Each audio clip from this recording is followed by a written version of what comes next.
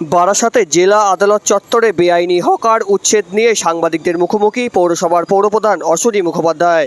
উত্তর চব্বিশ পরগনা জেলায় বারাসাতে আজ জেলা আদালত চত্বরে পুলিশ প্রশাসনকে সাথে নিয়ে পৌরসভার আধিকারিকেরা বেআইনি হকার উচ্ছেদ শুরু করে। জেসিবি দিয়ে ভেঙে ফেলা হয় একাধিক দোকান। এই ঘটনায় আজ দুপুর 12:30 নাগাদ সাংবাদিকদের মুখোমুখি হলেন বারাসাত পৌরসভার পৌরপ্রধান অশ্বনী মুখোপাধ্যায়।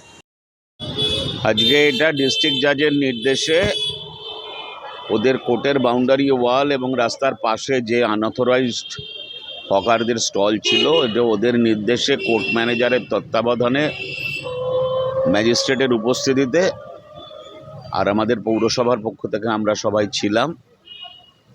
এটা আজ থেকে 7 দিন আগে এই ডেটটা হয়েছিল এবং এটা বারের সাথেও আলাপ আলোচনা করেই বোধহয় সিদ্ধান্ত গ্রহণ করা।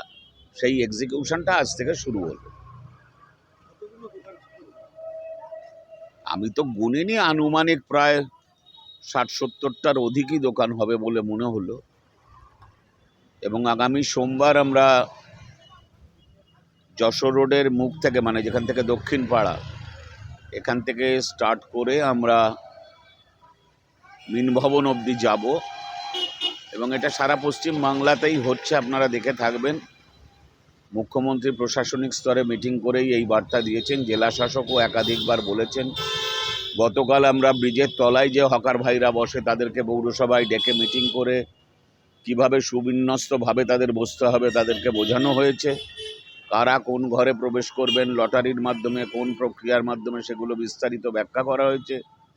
এবার যারা স্থায়ী দোকানদার আছেন তাদেরকেও তাদের শেড ছোট করতে হবে, যে জিনিসগুলো বাইরে ডিসপ্লে করেন সেগুলো ভেতরে ঢোকাতে হবে, তাদেরকেও আমরা খুব শীঘ্রই ডাকবো এবং একটা ইউনিফর্ম শেপে আনবার চেষ্টা করা হচ্ছে। এমনি দেখেছেন তো আপনারা, কেবি বসু রোডে আমরা একটা মার্কিংও করেছি এবং আগামী সোমবার সকালে 11টা থেকে আমরা এই রাস্তায় অভিযান করব। এর আগে 10-12 দিন ধরে পৌরসভা থেকে মাইকিং হয়েছে বারাসাতের সর্বত্র। ধীরে ধীরে বাকি সমস্ত জায়গাতেই বারাসাতে যেখানে এনক্রোচমেন্ট আছে, রাস্তার বাইরে গিয়ে যতটা সম্ভব, আর যেখানে যেখানে অন্যত্র কর্মসংস্থানের ব্যবস্থা করা যাবে সেখানে তাদেরকে সরিয়ে নিয়ে যাওয়া হবে। 1 সেপ্টেম্বর আমরা চেষ্টা করছি যে কর্মতীর্থটা মুখ্যমন্ত্রী বারাসাত হকারদের জন্য উপহার দিয়েছেন, ওপরের দোতলায় 45 জন, নিচের তলায় 46 জন, এই মানুষকে আমরা সংগঠিত করে লটারির মাধ্যমে আমরা ওই ঘরে অনুপ্রবেশ করাবো। শুধুমাত্র লাইটের কাজ বাকি আছে।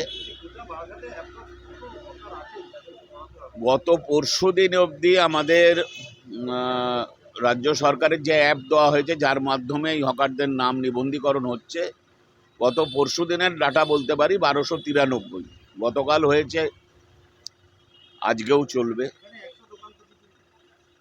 না। ওটা তো ধরুন যখন আমরা সিরাজ পার্ক করি সেই সময় বেশ কিছু হকার ভাইদের তোলা হয়েছিল, তাদেরকে পুনর্বাসনের জন্যই ওই কর্মতীর্থটা করা হয়েছিল।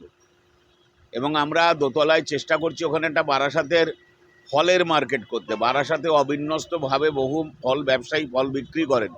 শুধুমাত্র দোতলাটায় যদি সমস্ত ফল ব্যবসায়ীকে আমরা একত্রিত করতে পারি, ক্রেতার পক্ষেও সুবিধা হবে, যারা বিক্রেতা হবে তারাও একটা স্টেডি মার্কেট পাবেন।